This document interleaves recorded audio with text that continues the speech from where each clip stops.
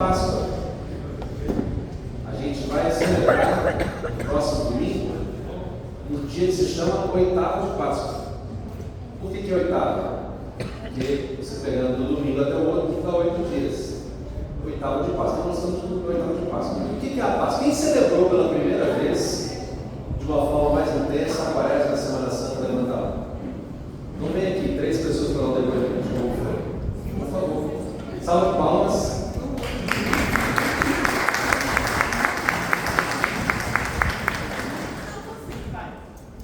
Mais palmas. Eu vou segurar só por questão de hora. Vamos lá. Não, pode deixar você. Oi pessoal, André, eu sou o André. Que boa noite para vocês tudo aí. Boa noite, André. Então, eu vivi esse período quaresmal e a Páscoa de um jeito totalmente diferente. Minha conversão foi ano passado, mas eu ainda não conhecia toda a beleza e riqueza da nossa tradição. Então, conhecer o trido pascal, saber o que se celebrava a cada um dos dias, foi um diferencial. A gente sabe que a fé não é só sentimento, mas uma vez que você está inserido nisso, a coisa muda totalmente de figura. Eu não pude participar das procissões porque eu trabalhava, ficava cansado, mas quem sabe ano que vem. Isso aí, parabéns.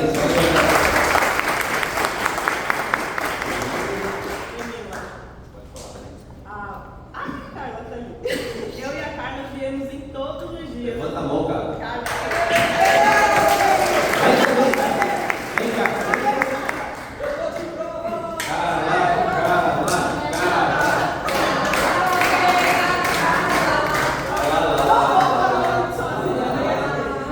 Ela foi minha companheira de Páscoa. Essa mulher fala tão forte que o microfone cheio não faz diferença.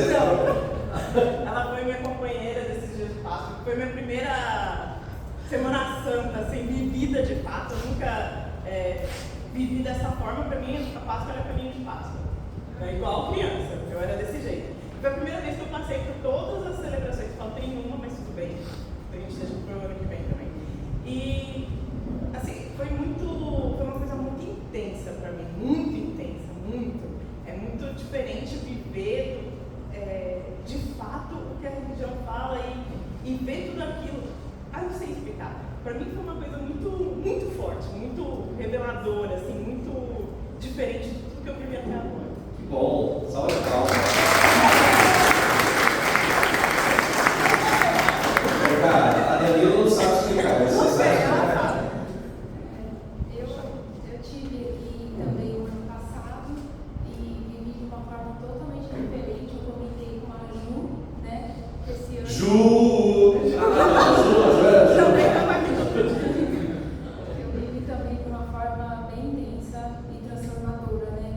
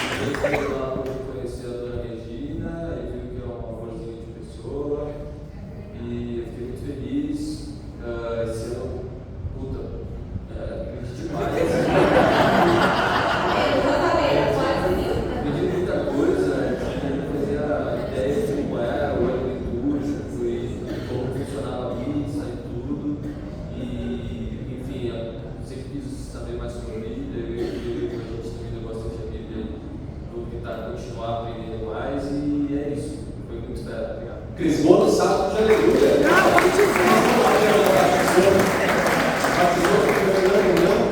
Primeira comunhão, beleza.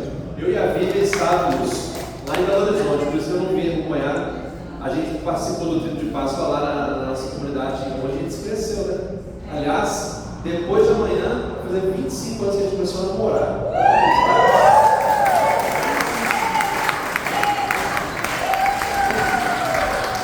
Depois da DR, da última pregação, essa hoje vai ser mais light, tá? A última a gente se encontrou, foi engraçado, mas basta. Só uma de DR já deu. Pessoal, então a gente estava lá no Tríduo Pascal, na verdade o Tríduo Pascal inteiro não, na quinta-feira a gente estava aqui, sexta e sábado a gente estava na nossa comunidade lá em Belo Horizonte.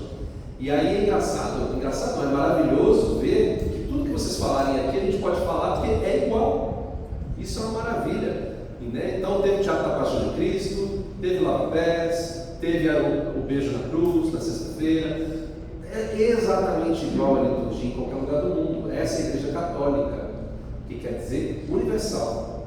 Então, em qualquer lugar do mundo a gente estava lendo a mesma liturgia, a gente estava fazendo os mesmos gestos e isso nos une, né? Isso nos une de uma forma assim que não dá para contestar. E o que aconteceu então depois de uma caminhada de 40 dias da Quaresma, e aí a Semana Santa, e nós vivemos todos os passos da paixão, e aí Jesus, o que ele faz no terceiro dia? Ressuscita. Eu ia tocar o teclado, mas a gente tem que rezar pro som técnico, porque não rolou a paixão de Cristo, não rolou o som de hoje também, está tudo ótimo. E aí, na próxima vez eu trago o caixa de som também. Aí o que acontece?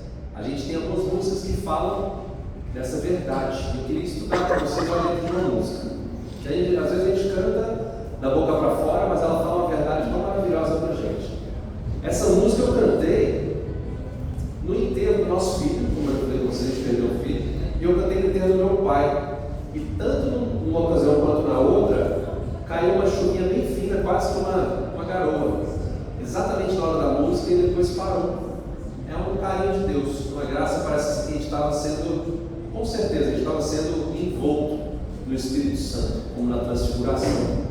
Então olha só, canta junto comigo, mas presta atenção na letra, se você não sabe, claro, só escuta. Deus enviou seu Filho amado para morrer no meu lugar,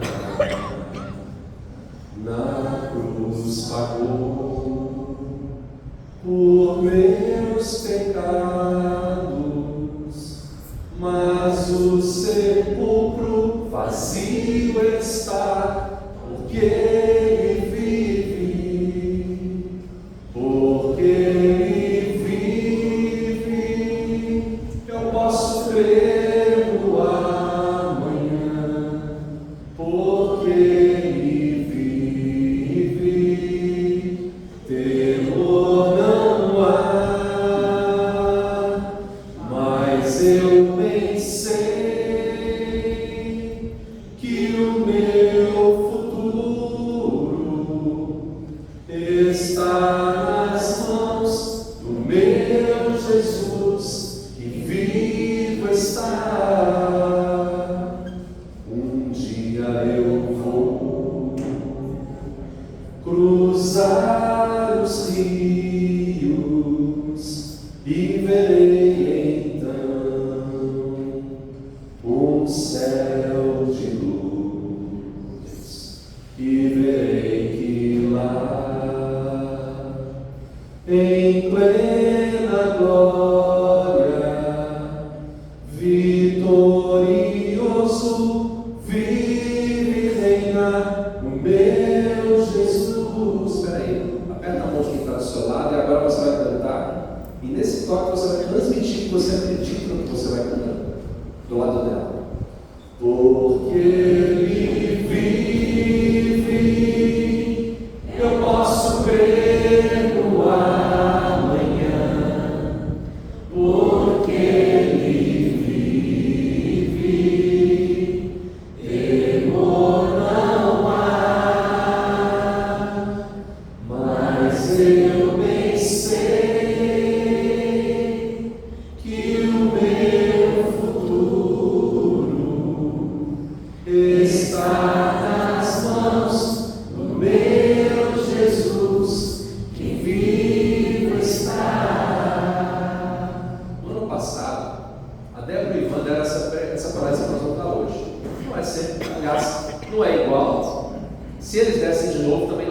igual. Se a gente estiver sabendo falar essa manhã, também não vai ser igual, nunca é igual. Mas foi assim mesmo tempo.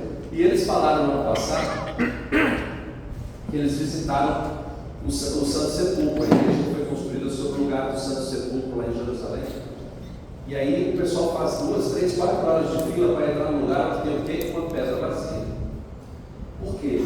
Porque ele vive, ele ressuscitou. Tem muitas igrejas por aí que foram fundadas por um homem. Se você procurar o túmulo do Buda, você vai achar o túmulo do Buda. Se você procurar o túmulo do Maomé, você vai achar o túmulo do Maomé. Se você procurar o túmulo de tantas pessoas que fundaram religiões, quando morrerem os bispos aí dessas igrejas, cristãs de outras denominações, eles vão ser enterrados em algum lugar, e eles criaram essa igreja. Onde é que está o túmulo de Jesus? O túmulo de Jesus está vazio, ele não está lá. Ele ressuscitou. E essa verdade de fé é que move toda a nossa caminhada. Como diz o apóstolo, se Cristo não ressuscitou, em vão é a nossa fé. Se Cristo não ressuscitou dos mortos, vã é a nossa fé. E ele ressuscitou no 3º dia. Como é que conta? Aí na sexta-feira da paixão, estava chorando a morte de Jesus, e no dia seguinte, no sábado, aleluia, já estava gritando aleluia. Esse povo não sabe contar, né? Como é que é 3º dia? O judeu, ele conta assim, ó, sexta, sábado, domingo, 3 dias, sexta, sábado, domingo. E você sabe que o dia para o judeu começa na véspera do dia anterior, porque o dia anterior ao pôr do sol já é o dia seguinte. É meio confuso para a gente, mas é assim. Então Jesus morre na sexta-feira, 3 horas da tarde, ressuscita no domingo de manhã, mas acontece que no sábado à noite nós já celebramos a festa do domingo. Lembra que a gente falou aqui uma vez que todo sábado, no final da tarde e à noite, a gente já celebra em todos os sábados do ano a liturgia de domingo? Quem se lembra disso? E por isso que no sábado à noite a gente celebra uma grande missa, que é a missa de sábado de aleluia, que já é a celebração da Páscoa do Senhor e da ressurreição. Por isso que a gente solta aquele grito de aleluia que estava preso durante os 40 dias da quaresma. Deu para entender? E aí nessa missa, uma missa muito festiva, uma missa que a gente reza bastante, tem vários ritos especiais nessa missa, e nós celebramos a ressurreição de Jesus.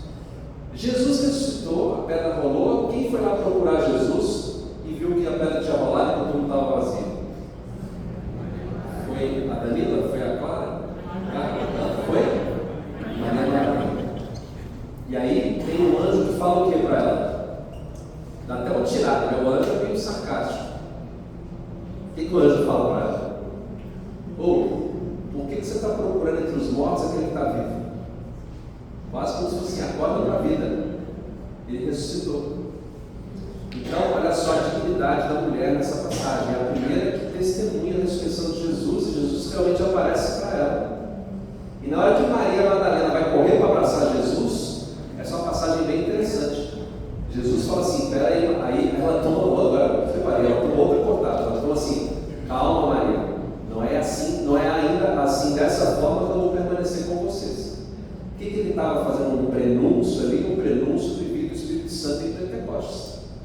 Porque ela pensou, meu Senhor ressuscitou, meu mestre ressuscitou, agora vai ficar para sempre ali comigo. Não é bem assim, eu vou ficar 100 dias com vocês, mas o jeito que eu vou ficar para sempre com vocês é através do Espírito Santo que eu vou mandar em Pentecostes. Mas se ele explicasse tudo dessa forma assim, eu não ia entender nada.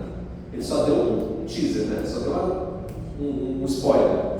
Ele deu spoiler assim, Maria, não é assim ainda que eu vou ficar com vocês. Então, calma, não precisa de agarrar, porque ela já ia dar uma abraço, calma, não é assim. E Jesus passou aquele tempo ali com os apóstolos.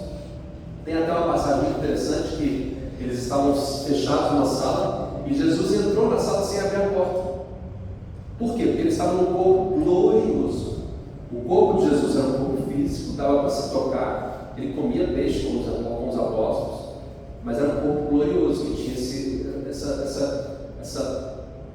esse quê de sobrenatural, que é o corpo glorioso que nos espera. Que Ele quer, até mais do que nós mesmos, que a gente perde a glória com Ele. E aí, ele chegando nessa sala, inclusive, é uma metáfora interessante. Se Jesus passa por uma porta, olha só, é outro tema, não tem nada a ver com essa pregação, mas olha que interessante. Se Jesus passa por uma porta fechada e entra na sala, como é que Maria não pode ser virgem antes, durante e depois do parto? Olha que coisa interessante. Né? É uma porta, Jesus passou. E aí está o dogma também, de Maria virgem antes, durante e depois do parto. Jesus entrou naquela sala e teve um apóstolo que duvidou porque não tinha visto Jesus ainda. Que apóstolo foi esse? São Tomé. O pessoal falou: vocês não acreditam, a gente viu Jesus aqui com a gente. Aí São Tomé falou assim: eu só acredito se eu puser o meu dedo ali do lado dele e tocar nas chagas. Falando nisso, lembrei de outra coisa. Qual que é a única obra humana que está no céu? Quem sabe, levanta a mão. Qual que é a única obra humana que está no céu? Maria. Não, Maria, não, eu estou falando uma obra humana. Não, se Deus quiser, tem muitos santos no céu. Se Deus quiser, tem muitos santos, não só Maria. Alguma coisa, alguém fez. Olha só, um homem foi lá e fez um negócio, e isso que ele fez está no céu. O que é? As chagas, quem falou? Tem gente acertando e não quer falar. As chagas de Jesus. As chagas de Jesus são uma obra humana que está no céu. Porque Jesus ressuscitado fez questão de levar as chagas. Por quê? Porque na hora da paixão é que ele nos deu a redenção. E aí Jesus, após a paixão, nós vamos entrar em mais detalhes mais na frente, mas depois que Jesus morreu, e antes de aparecer ressuscitado, onde é que ele estava? Dando bola em onde? Na mansão dos mortos. Glória a Deus. Palmas para vocês, palmas para Deus.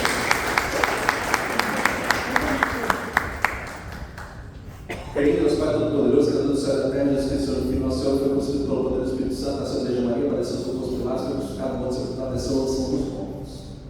Foi crucificado, morto, sepultado, desceu à mansão dos mortos. Ressuscitou o terceiro dia, subiu aos céus, na cidade de Deus, Pai, e continua. O que é a mansão dos mortos, gente? O que é a mansão dos mortos? Ele foi lá resgatar todas as almas, ele foi lá subjugar o inferno, ele foi lá mostrar quem é que manda. Ele foi atrás do Adão. Ele falou: ó Adão, onde estás? Eu vim te buscar. Depois de toda essa história de salvação, agora está se cumprindo o tempo. E ele foi abrir as portas do céu para os santos. Então ele foi lá buscar os seus eleitos. E aí ele ressuscita e abre as portas para nós também, porque a redenção é para todos os homens e mulheres, do passado até o futuro. Para Deus não tem tempo. E aí na hora que ele aparece para nós, se cumpre a profecia que ele tinha prometido para os apóstolos. E ele falou através de parábolas: se você destruir esse templo, em 3 dias eu reergo. E os judeus, muito limitadamente, estavam pensando: esse templo aqui, Salomão demorou tantos anos para construir, como é que você vai destruir e depois constrói em 3 dias? Mas Jesus estava falando do templo de pedra? Não, Jesus estava falando dele mesmo. E realmente se cumpriu. No terceiro dia ressuscitou. E é essa que é a nossa fé. A partir dessa nossa fé, a gente tem que ter um olhar espiritual de todas as coisas. Porque a Páscoa é o cume, é o ponto central da nossa fé cristã. É para o céu que nós temos que mirar. E hoje nós vamos falar, e a Vivi vai falar daqui a pouquinho, da misericórdia divina, da misericórdia de Deus. Por quê? Porque nós estamos entrando num novo momento desse curso aqui para vocês, em que nós vamos começar a tratar de alguns temas mais pesados. E a gente vai começar a dar umas marretadas nas feridas. E a gente vai começar a expor algumas besteiras que a gente faz. E a gente vai falar dos 10 mandamentos. E na hora que a gente começar a expor toda a nossa pequenez, na hora que a gente começar a expor tudo aquilo que a gente é inconstante, que a gente é errado, e que a gente magoa a Deus e ao irmão, se antes disso a gente não tiver uma cama preparada para a gente deitar, que é a misericórdia de Deus, a gente vai para o caminho errado, porque a gente vai começar a se amargurar, se fechar e perder a esperança. Então, a ideia hoje é que antes da gente entrar nos temas dos mandamentos, e depois dos mandamentos nós vamos falar dos sacramentos, que são 7, tá? Que tem muito tema até o dia da crisma ainda. Antes disso a gente vai falar da misericórdia de Deus. Está combinado? E a misericórdia de Deus tem uma coisa muito interessante. Já eu te passo a palavra para você falar da festa. A misericórdia de Deus é uma coisa muito interessante. A gente tem uma parte da oração do Pai Nosso, que a gente fala assim: perdoai as nossas ofensas. Como é que ele fala? A misericórdia de Deus é infinita? É ou não é? Vocês acreditam que a misericórdia de Deus é enorme? É incomensurável? Quem acredita, levanta a mão. Beleza. Acontece que a gente reza assim: perdoai as nossas ofensas, assim como nós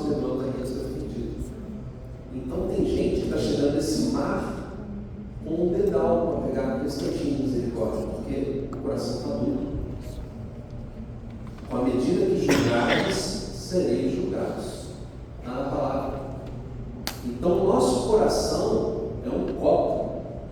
E é com esse copo que a gente vai beber da misericórdia de Deus. Se o nosso coração for fechado, se o nosso coração for um dedalzinho desse tamanho, não importa se a misericórdia é infinita, não vai caber assim muito. Ele está querendo derramar, mas como é que a gente vai tomar dessa água? E muitas vezes o nosso coração é um copo de cabeça para baixo ainda. E por isso precisa o quê? Conversão. Quem já viu placa de conversão à esquerda e conversão à direita? Quem estuda lá em legislação para tirar a carteira de motorista.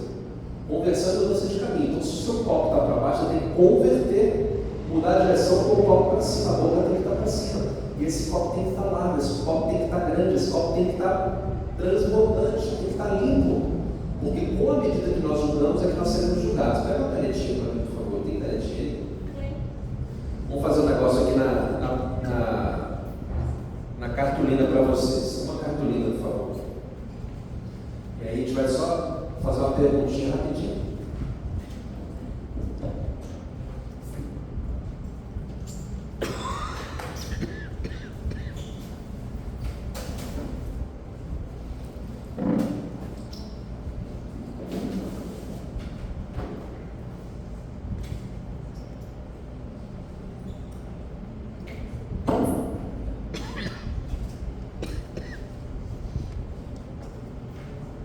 Vamos ver se esse povo é criativo.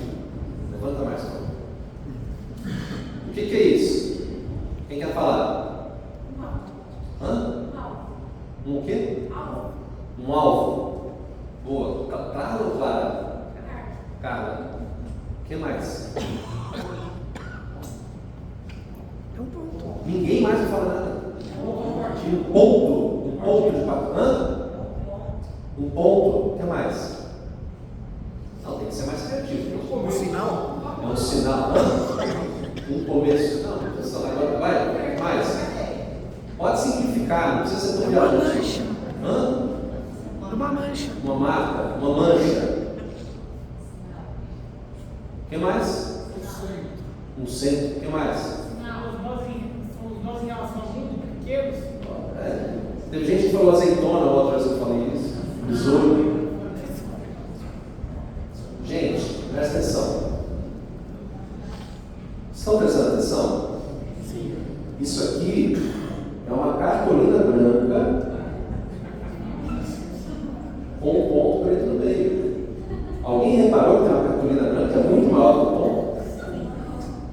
É desse jeito que a gente olha para o pecado do nosso irmão, galera. É com esse olhar. Você vai lá, pá! Só consegue ver o pecado. Ele é virtuoso, ele busca Deus, ele te levou de carona na escola, ele te pagou um picolé, ele não sei o que, ele não sei o que, não sei o que. Mas ele olhou torto. É só isso que você vê. Meu Deus do céu, é assim que a gente quer o perdão de Deus. A misericórdia de Deus está aí, mas como é que está o nosso coração? Assim como nós perdoamos, obrigado. E a gente está treinado. A gente está treinado. O mundo hoje tem até um nome disso. É dialética negativa. Ou teoria crítica. Tá, todo mundo vê só um não. Julgamento. Errado. Racista, machista, gordista. Não sei o que. Tudo errado. Meu Deus do céu. E eu sou o quê? Eu sou o querubim, né? Eu sou o querubim no pedestal. Eu sou o acusador. Deus me pôs aqui para ver a maldade das pessoas. Desse jeito está difícil beber essa misericórdia. Então a gente tem que limpar o nosso coração. A gente tem que ter um olhar doce. A gente tem que ter um olhar acolhedor. A gente tem que olhar a virtude do irmão. Nosso olhar tem que penetrar a falha do irmão e enxergar o que nele tem de bom para ajudá-lo a ir para o céu. Resgatar ele do erro. Sem acusação, mas com o nosso testemunho. O exemplo não é a melhor forma de ensinar, é a única forma. Então, se eu busco ser fiel, bondoso, verdadeiro, justo, mostro isso para o meu irmão e consigo tirar ele lá do lamaçal, sem acusação, e trazer ele para o caminho da verdade, da justiça, da bondade, esse é o nosso papel. E aí a gente vai viver a misericórdia. E a gente tem agora, nesse próximo domingo, uma festa instituída por João Paulo II, que a Bíblia vai contar para nós.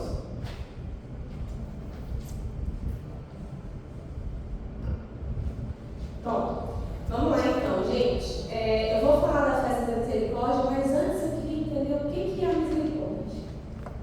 A gente acabou de passar pela Semana Santa. Cada um de vocês me fala, cada um de que quiser, mas por favor me ajuda, não deixe passar vergonha.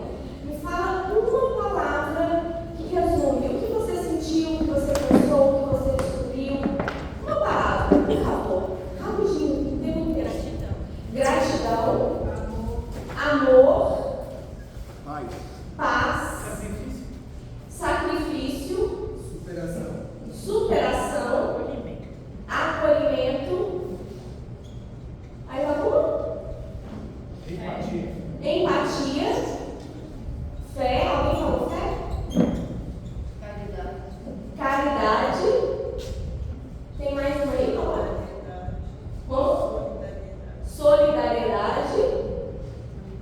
Ótimo, olha quanta coisa maravilhosa a gente percebeu, a gente sentiu ao longo da Semana Santa, né? A gente pode dizer que o que a gente percebeu, a partir das palavras que vocês falaram, ver se eu posso traduzir dessa maneira, tá bom? Vivian, o que eu senti, não precisa pegar no momento, não, eu ia pedir para eles escreverem, que não precisa, ou ter que ficar corrido. Então, olha só, o que eu posso traduzir da seguinte maneira: Vivian, eu senti o amor de Deus, alguém falou amor. Eu senti empatia, eles chegando perto de mim, me entendendo. Alguém falou empatia, amor, acolhimento, perdão, alguém falou caridade. Caridade, alguém falou, enfim, solidariedade, muitas palavras. Eu posso imaginar que o que a gente sentiu foi o tamanho do amor de Deus. Como ele é enorme. A Débora falou uma vez, ela não está mais aí, mas ela falou uma vez que se a gente imaginar que o amor de Deus é o mar, imagina o mar de todo mundo. Aí eu venho com um copo aqui com o meu pecado e jogo no mar. De açúcar. Pode ser do que for, mas a gente está entendendo, né, amiga? Será que se eu colocar um copo de açúcar, que é o meu pecado, no mar vai salgar? Vai adoçar. Vai adoçar? E será que se eu colocar um caminhão, ela falou, ela ainda provocou a gente, e se for um caminhão? Vai fazer diferença?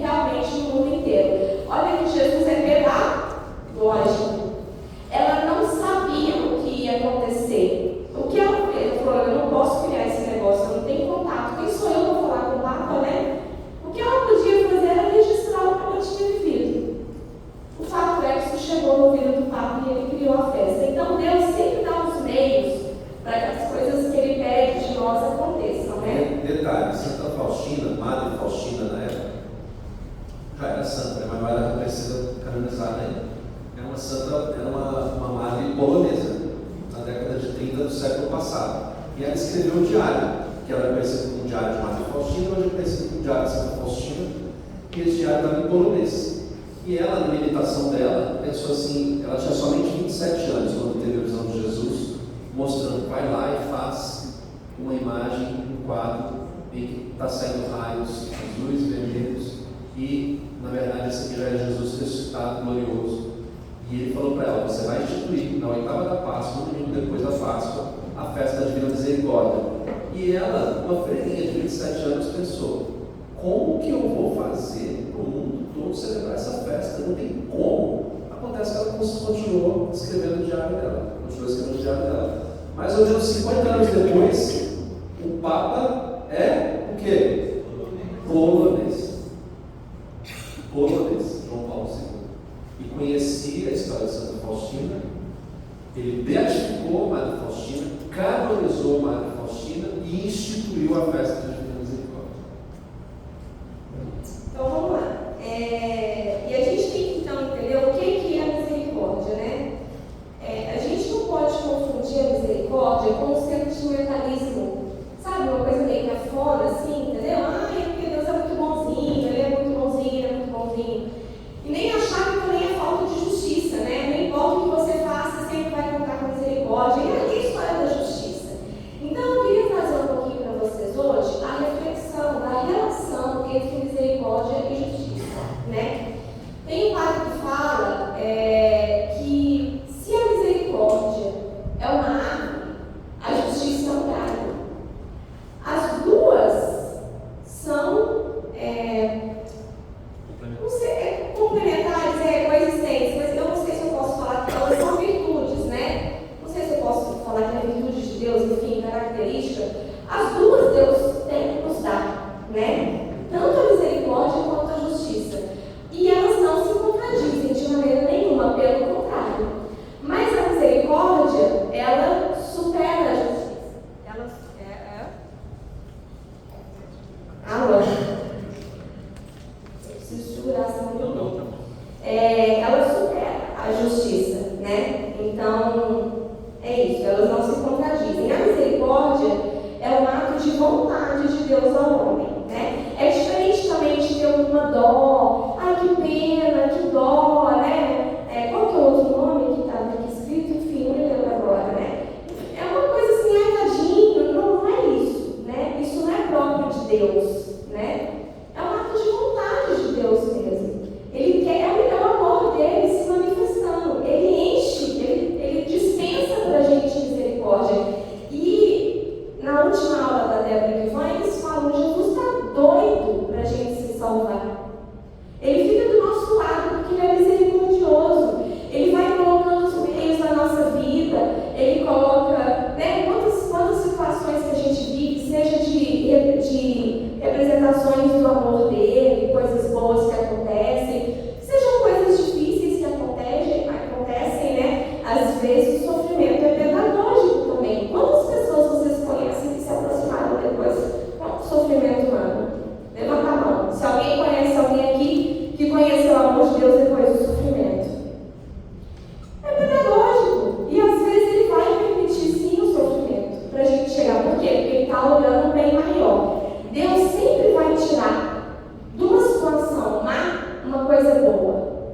Ele tem essa capacidade.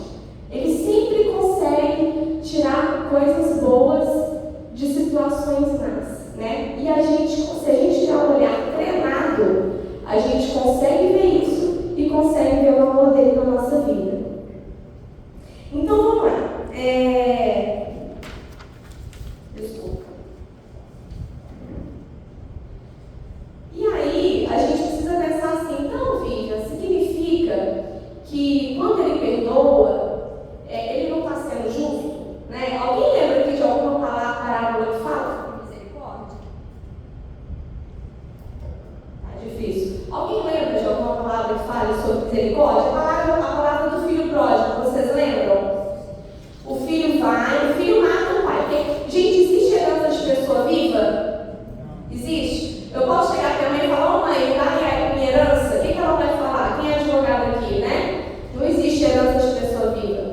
Só existe herança depois que ela morre. Então, quando o filho chega e fala, me dá a parte da herança, ele está matando aquele pai.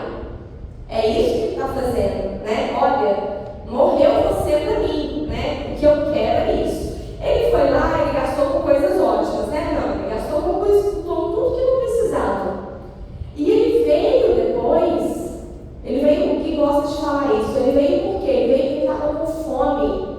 Não é porque ele imaginou, como é lindo, Deus, estou muito arrependido, né? As coisas que eu fiz, eu estava morrendo de fome. Ele pensou, na casa do meu pai, se eu for tratado como empregado, eu estou no lucro, porque aqui eu estou pior do que um animal. E aí ele foi. E como que foi a misericórdia de Deus naquela hora? Pai nem olhou para nada, beijou, pôs anel, pôs sandália no pé, matou meu filho, né? É um copinho de açúcar no mar do amor de Deus.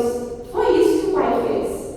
Mas vocês se lembram também daquela outra passagem que fala assim, que o Senhor deixou um servo tomando conta do dinheiro e o servo devia ao Senhor. Suponhamos que o servo devesse lá, sei lá, R$1.000. Aí o Senhor foi lá e perdoou. Aí o servo tinha um outro cara que devia para ele, né? E devia, sei lá, R$100. Aí o cara saiu do perdão do servo e foi lá cobrar o outro R$100. Aí o Senhor chamou e falou, peraí, tá errado. Te perdoei 1.000, por que você está enchendo o saco dele por causa de 100? Então agora você vai ter que me pagar os 1.000. Isso é justiça. Vejam que a misericórdia e a justiça, elas andam juntas. E a gente tem que pensar isso na nossa vida também. Porque Jesus fez tudo aquilo que vocês já viram, né? Tudo aquilo que a gente já explicou demais e vocês já entenderam na Semana Santa. Mas como é que eu vou lá com o meu copinho, como diz o Gui, e pego a minha parte? Como é que eu vou aceitar essa redenção e vou ser salva? Porque precisa de um ato meu para isso. Não é, Jesus não obriga a gente a ir para o céu. Ele não faz isso. Como é que eu faço isso? Eu faço isso mudando de vida, foi o que ele falou, né? E ele vai me dando os meios para alcançar essa misericórdia. Ele vai me dar os sacramentos, ele vai me dar a Eucaristia, ele vai me dar a confissão. Ó, pisou na bola, levanta, vai lá, confessa, 0 HD, a gente vai falar sobre isso depois, no outro dia, em outra aula. Vai lá, segue a vida. Ó, Jesus, Pedro e Judas foram 2 traidores, não foram? Os 2 traíram Jesus, verdade ou mentira? No mesmo dia, verdade ou mentira? Quantas vezes Judas traiu Jesus? 1 vez. E Pedro? 3. Por que Pedro é papo e Jesus se suicidou? Judas se suicidou. Ainda vai ficar registrado isso. Por que será? Não estou ouvindo. Senhor, você não escuta. Ele falou mais alto. Ele não se arrependeu, né? Judas. Será que não? Pedro se arrependeu, pediu perdão. Ok. E Judas? Será que Judas não se arrependeu? Ele se arrependeu. Quem não se arrepende não se suicida, concorda? Ele não conseguiu se perdoar, né? Por quê? Porque ele achou que o copinho dele era maior que o mar. O nome disso é orgulho, é soberba. Ele achou mesmo que o pecado dele era maior que o amor de Deus. Claro que ele se arrependeu. Ele morreu depois. Mas ele não morreu digno, se sentindo digno do amor de Deus. Ao contrário de Pedro. Entendem, gente? Que a gente precisa acolher e acreditar na misericórdia. Mas eu concordo, se a gente tem uma vida muito difícil, se a gente tem uma vida muito contrária a Deus, vocês já viram gente assim, não, eu vou viver aqui a vida como Deus manda. Porque lá na frente eu posso morrer, porque eu posso me arrepender nos últimos 5 minutos, né? É você confiar demais, né? Você deixar a decisão da sua eternidade nos últimos 5 minutos. E se for um tiro pela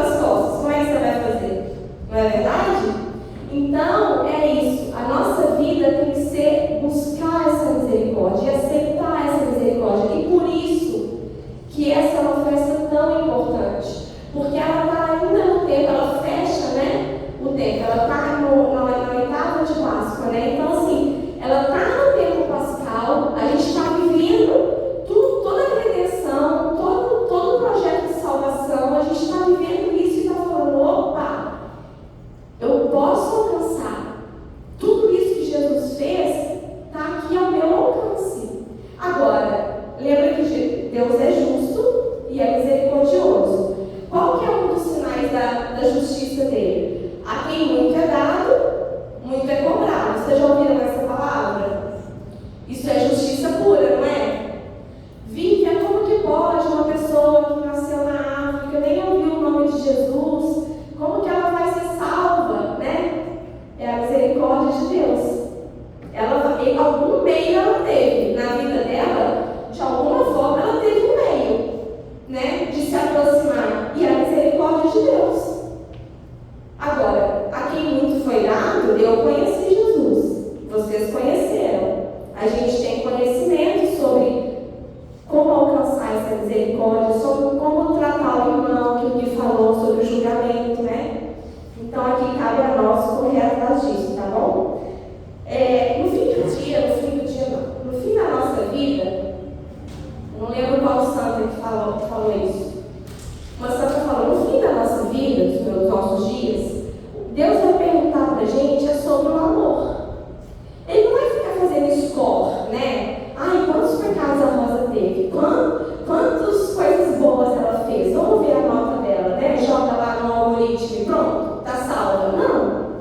Ele vai olhar para ela e vai ver qual foi a intenção do coração dela, dia a dia, de melhorar. Que ela vai errar, é óbvio que ela vai errar. Todo mundo vai. Mas a partir do momento em que ela errou, ela ficou se chibatando, dizendo, eu errei, não sou mais digna, né? Como se o pecado dela fosse tudo no mundo, entendeu? Ou ela levantou a cabeça, foi confessar e resolveu melhorar naquele pedaço. Depois de melhorar naquele, vai ter outro, vai ter outro, vai ter outro. Normal. É a vida de cada um. É isso que ele vai querer de nós. Entendem? Então é assim que a gente olha a misericórdia de Deus. Santo Agostinho fala o seguinte: ame e faça o que quiseres. Olha só a profundidade dessa frase. Ame e faça o que você quiser. Se você está amando, esse é o ponto de partida. Esse é o termômetro que diz, dali para frente você pode fazer o que quiser, porque no amor está válido.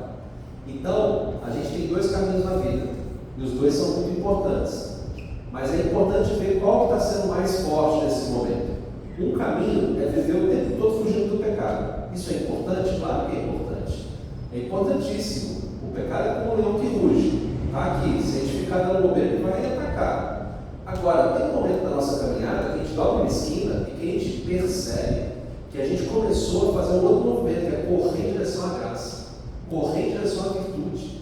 E aí sim que a nossa vida espiritual abre para um novo capítulo. Porque eu não estou só mais fugindo do pecado, eu estou correndo em direção ao que é bom.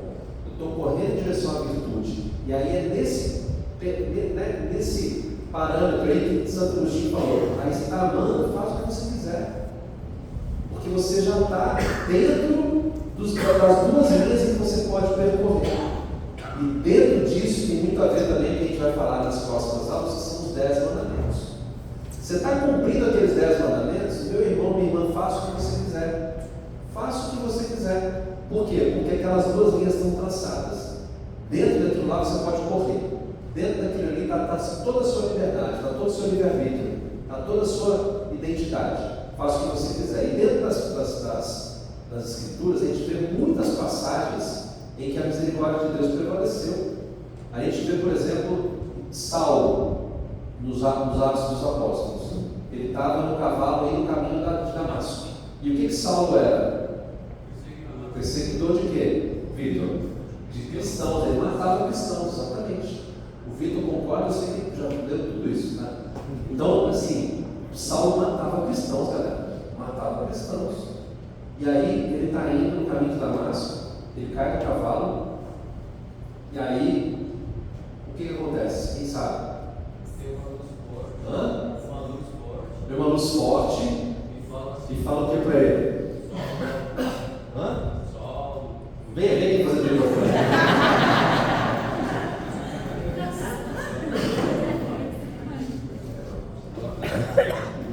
Quem veio da luz? Olha a luz forte aqui, que maravilhoso. Olha a luz forte, fala o quê? Sol, por que me persegue? Salva de palmas. Olha só. Nesse momento houve uma conversão daquele que inclusive você não ser apedrejado. E ele viu aquele cara lá sofrer até a morte por aquilo que ele acreditava, ele já ficou com o coração mexido. E naquele momento ele escuta Jesus ressuscitado falando para ele, porque nos Atos dos Apóstolos, são coisas que aconteceram depois da ressurreição de Jesus. A primeira vez depois do último Evangelho. Então, Jesus ressuscitado fala para Saulo, por que ele persegue? E o que Saulo entende naquele momento? Olha só a matemática de Deus. Eu sou engenheiro, para mim tudo é propriedade comutativa, né? Se A igual a B é igual a C, então A igual a C. Olha só. Saulo perseguia os cristãos, mas Jesus falou, porque me persegues. Então, os cristãos são Jesus. Olha a igreja aí.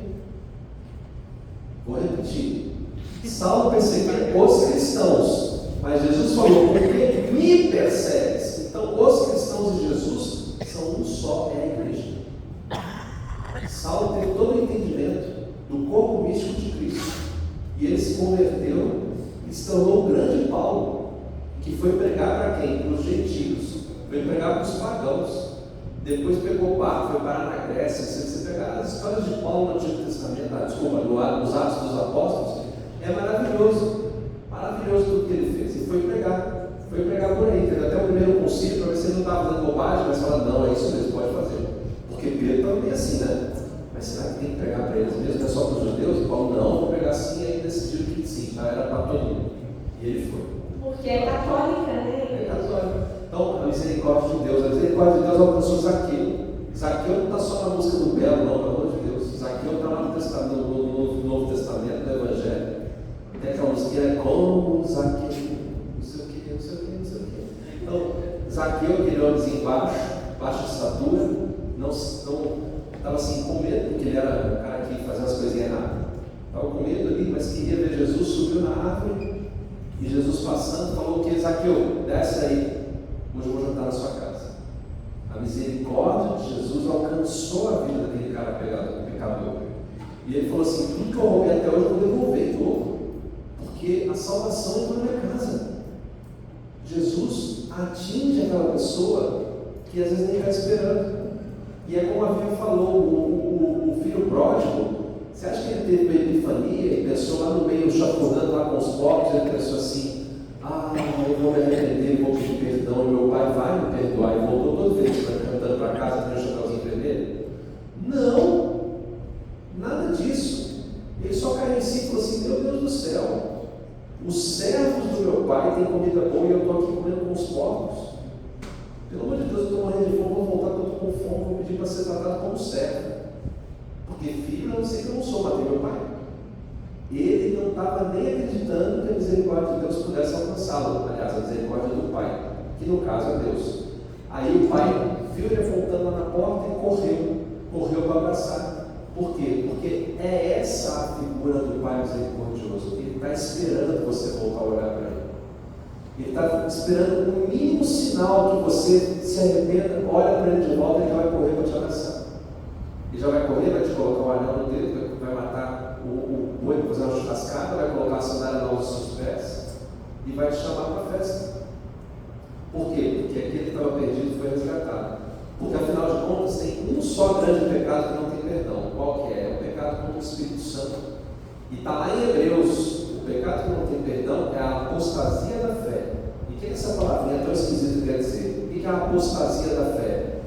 Você lembra que a Bíblia falou poucos minutos atrás que a quem mais foi dado, mais será cobrado? A apostasia da fé é justamente aquela pessoa para quem foi dado muito, que já experimentou as delícias de Deus, que já provou a fé e conscientemente fala assim, ok, entendi, é isso, mas eu não quero. Meu Deus. Aí é brincar com perigo.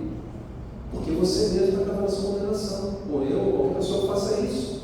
Porque a pessoa conscientemente está dizendo, eu não quero isso para mim. Ela passou pelo ensino, ela passou pela pregação, ela teve uma conversão, ela mudou de vida, ela enxergou o amor de Deus e conscientemente disse não. E o amor de Deus é tão grande que ele respeita essa decisão.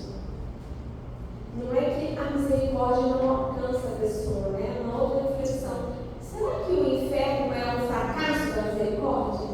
Né? É um erro da misericórdia? Nós não vamos falar sobre o inferno hoje, fiquem tranquilos, tá? Mas não é. Tem a ver com isso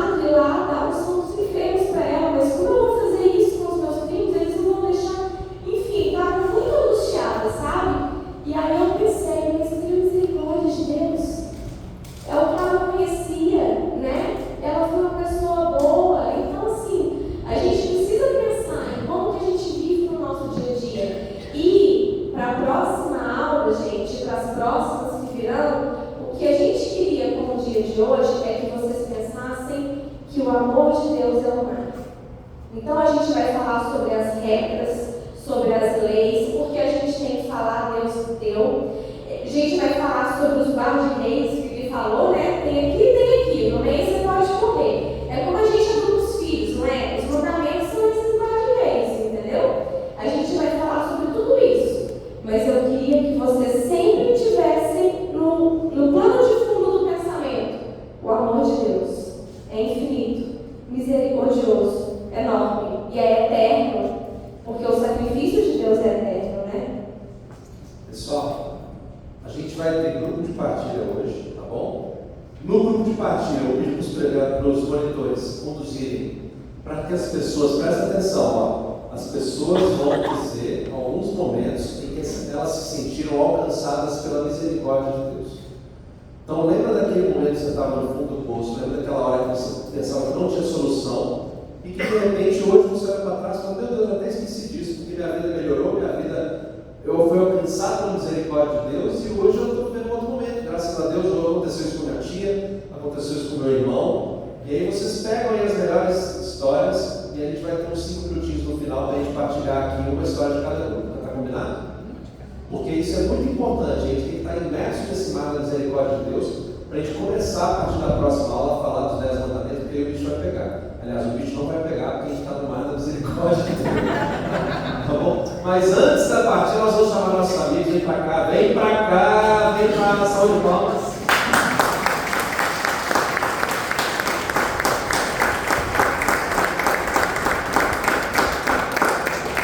Vocês vão receber um convite agora. Se apresentem. Quanto tempo de casado? Olá pessoal, boa noite, tudo bem com vocês? Nós estamos aqui hoje. O nome? Meu nome é Márcia, me conhece? Márcia, Meu nome é Alexandre. um pouquinho mais para trás para sair no vídeo. Obrigada. Para quem não nos conhece, nós estamos aqui hoje em nome do EJC. Aproveitar o gancho aqui do Guilherme e da Bíblia falando sobre a misericórdia de Deus. Então a gente também quer falar da misericórdia com os nossos jovens. Nós estamos deixando para vocês um convitinho para que vocês entreguem para os seus filhos, para os jovens. Quem aqui no grupo da questão de adultos tem entre 18 e... Não, desculpa, entre 14 e 25 anos. Levanta a mão. Olha lá, entre 14 e 25. Olha lá. Filho, você tem quanto? 26, vai. Para os jovens que já estão aqui conosco hoje, tem a oportunidade de participar do encontro de jovens que vai acontecer no dia 29 e 30 agora de abril. Todo mundo tem em casa um jovem que gostaria que estivesse aqui na igreja, que gostaria que estivesse aqui servindo, que gostaria que estivesse aqui louvando a Deus. Então, tenho certeza que quando a gente fala na palavra jovem, todo mundo tem no coração uma pessoa que gostaria de indicar, que gostaria de estar compartilhando esses momentos tão importantes que os jovens vivem. Em dezembro do ano passado, nós tivemos a oportunidade de providenciar um curso, um tipo de jovens para 140 jovens. Foi um momento muito especial. Nós podemos ver no rosto de cada um desses jovens a presença viva de Deus. Então, acreditando nisso, nesse propósito, nessa história que deu tão certo, nós estamos aqui hoje contando com vocês presentes, contando os filhos de vocês, os amigos de vocês, e quem tiver aqui e quiser participar. Neto, sobrinho, vizinho.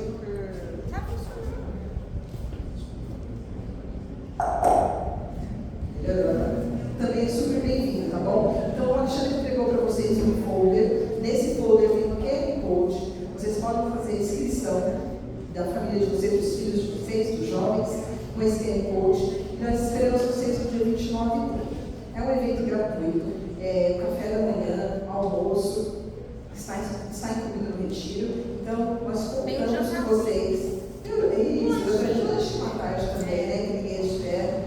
Então, nós contamos com vocês. Gostaríamos que esse folder, entregue esse folder não seja de volta, pessoal. Por favor, entregue para o jovem que precisa estar aqui conosco. Deus sabe de todas as coisas, Deus sabe quem precisa estar aqui, quem está aqui, e o momento certo de cada um. Mas nós precisamos fazer a nossa parte. Então, por favor, entregue o folder, escreva o jovem. Nós esperamos todos eles aqui com o coração aberto para participar desse momento tão importante para a nossa paróquia.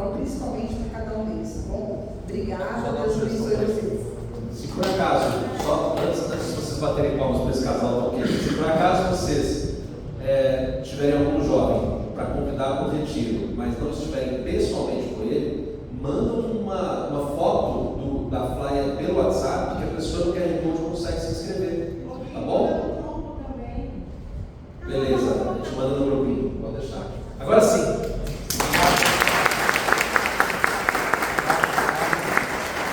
Obrigado, Márcia, obrigado, Ale. Gente, grupinhos então. Vamos falar da misericórdia de Deus. Hoje tem que transbordar amor a partir.